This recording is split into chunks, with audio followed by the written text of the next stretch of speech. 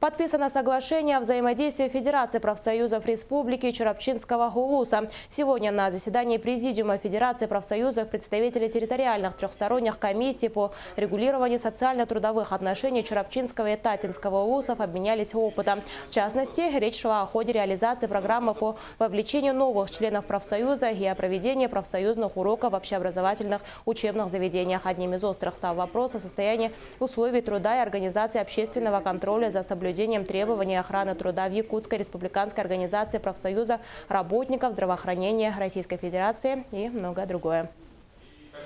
Раз уж у нас льготы и компенсации, это хорошо, что создаются безопасные условия труда. Но раз у нас люди все свои льготы получают за работу во вредных условиях труда, то наша цель состоит, значит, получается в том, чтобы добиваться, что они реально работают во вредных условиях труда, чтобы это не было безопасность, скажем так, на бумаге.